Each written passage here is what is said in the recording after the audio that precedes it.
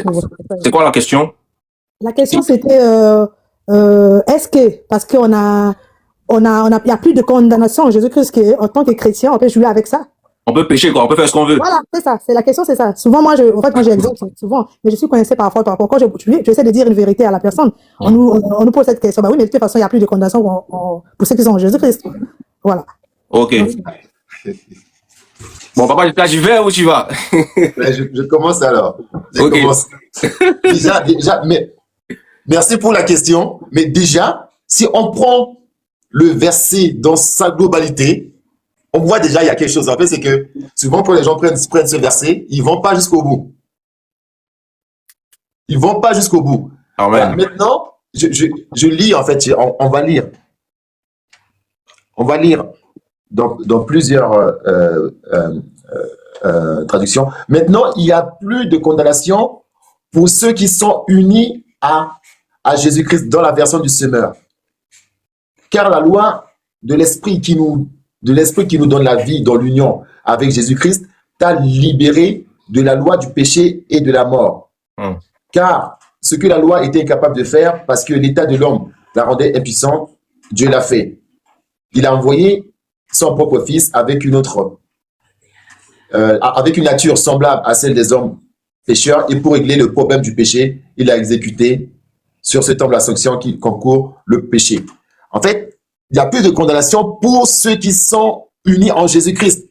Pour ceux qui sont unis en Jésus-Christ et qui ne vivent plus selon la loi du péché, en fait.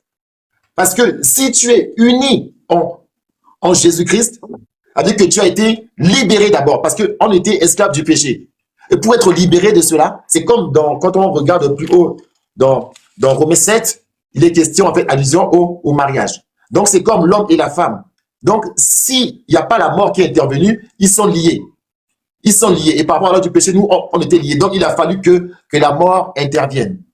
Pour qu'on soit libéré pour appartenir à un autre, c'est-à-dire pour appartenir à Jésus-Christ. Donc, s'il n'y avait pas la mort au péché, on ne pouvait pas appartenir à Jésus-Christ. Ça serait illégal, en fait. Dieu ne serait pas juste. Mais on sait que Dieu est juste. Voilà. Vu que Christ est mort, il nous a libérés de la loi du péché, il nous a libérés de la mort. Maintenant, nous pouvons lui appartenir, c'est-à-dire unis à Christ. La Bible déclare pour ceux qui sont unis à Jésus-Christ. Alors, si on est maintenant unis à Jésus-Christ, ça veut dire qu'on n'est plus unis à l'autre.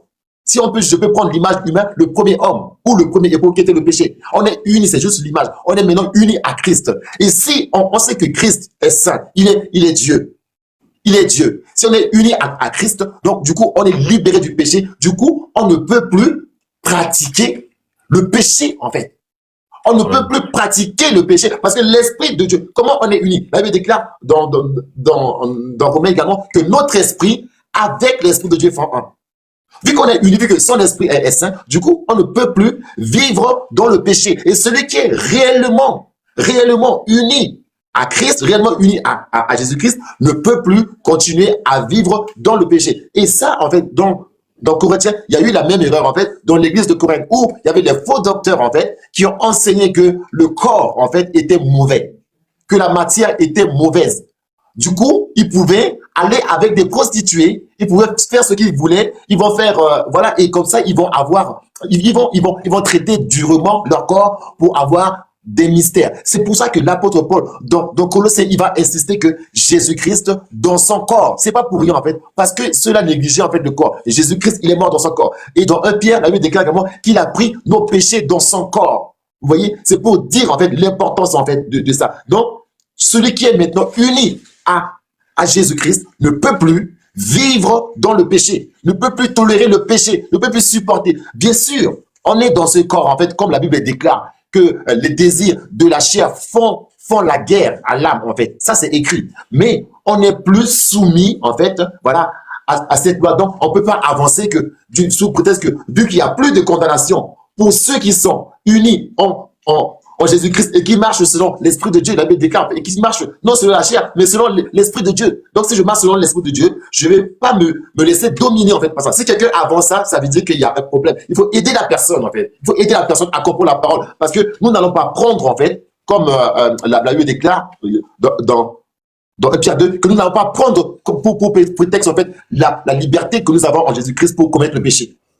pour commettre le péché. Celui qui est uni en Christ ne peut plus prendre son corps, livrer son corps au péché et dire librement comme ça, il n'y a plus de condamnation, je peux faire ce que je veux. Non, ça c'est une mauvaise compréhension en fait. Que Dieu nous éclaire.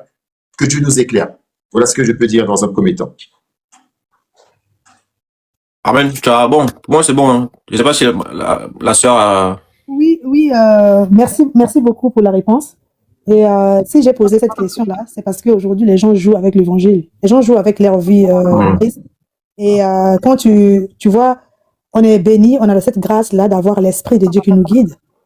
Et les gens, ils blaguent avec la parole de Dieu. Voilà pourquoi moi, j'avais voulu poser cette question, parce qu'on est là pour écouter, pour avoir des éclaircissements dans notre marche avec le Christ. Et je bénis le Seigneur pour la réponse.